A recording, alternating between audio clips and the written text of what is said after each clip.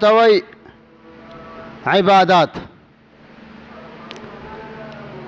او یو ته وایي معاملات، اخیستل او خرڅول، تجارت، زراعت، دې ته معامله وایي. یو ته وایي اخلاقیات چې اخلاق به د انسان څرنګه. یو ته وایي معاشرات، د انسان ولاړه ناسته ګرځېدل، حکومت، د خلکو سره ژوند تېرول، دا به څرنګه. نو دا په اسلام کې 4 نمبر حیثیت لري.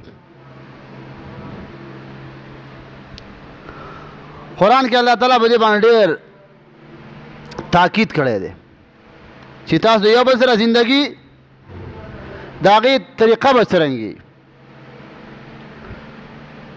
نو بنیادي الله تعالی یو اعلان دا کوي انما المؤمنون اخوه. الله یقینا مسلمانان ورونه دي. نو چې ورور شو خو د ورور په شان زندګي به ورسره تېری. یو هغه ورور دی چې د مور او پلار نه پیدا وي، هغه ته هغه هم ورور دی، ټول خلک یې مني. یو هغه ورور دی چې الله ورته ورور وایي چې د کلمې ورور دی، ایمان یې راوړی، مسلمان دی. نو د هغه سره ستا ناسته ولاړه، تجارت، روزګار، دا به په هغه طریقه کې څرنګه چې الله ښایي. الله وایي چې ورور دی. خو چونکې په دې مسله باندې ډېر کم خلک عمل کوي. دویم نمبر الله فرمایي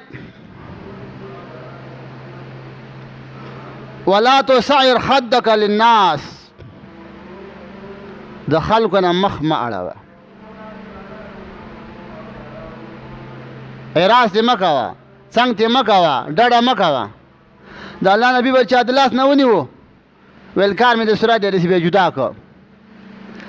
هغه پورې به یې لاس نه پرېښود د الله نبي چې هغه سړي به نه وپرېښي.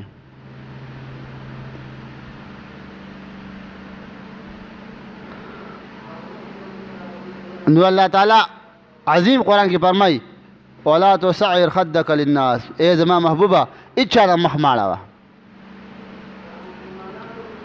بیا وروستو بیا فرمایي وقولوا للناس حسنا. اول فرمایي مؤمنان ورونه دي. دویم نمبر فرمایي ولا تصعر خدك للناس. د خلکو نه مخ مه اړوه. خلک وکړ څوک رال، مسلمان دی، کافر دی، ادنا دی، اعلی دی، غریب دی، حاکم محکوم، ټول پکې رال. دریم نمبر فرمایي وقولوا للناس حسنا. د خلکو سره ښې خبرې کوه، په خلکو کې هر څوک رال.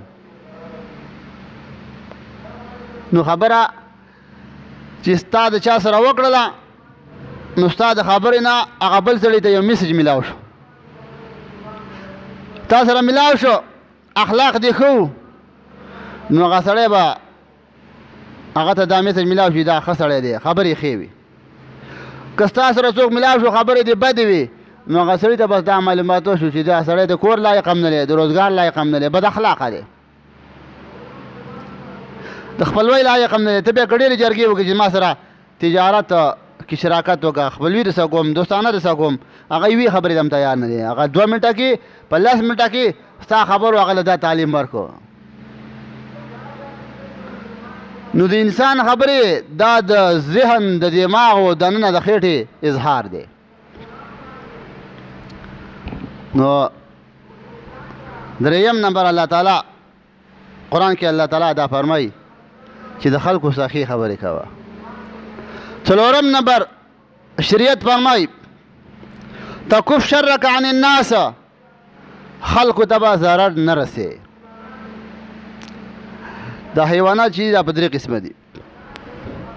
یو هغه حیوان دی چې هغه انسان لره پیدا ورکوي، لکه ګډ او بزه، غوا شوله، شوده در کوي، خوراک ډېر وکړي او که لږه ورکړي ستا مسلماني ده، خو تا له فایده در کوي.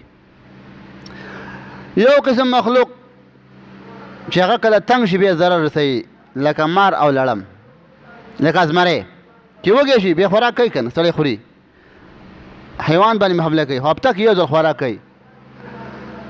یو قسم حیوان هغه دی چې هغه مار او لړم، هغه چې کله چک لګی په چیچلو کې هغه ته سپیدم نه ملاویږي او هر چا باندې چک لګی. د الله نبی په مانځه ولاړو لړم راغی ویچیچه، نو د الله نبی ولا جبه لړم دی. دا سوچ هم نه کوي چې زه نبی ما، او دا سوچ هم نه کوي چې زه رب ته په مانځه باندې ولاړ یم بیا یم ټک راک.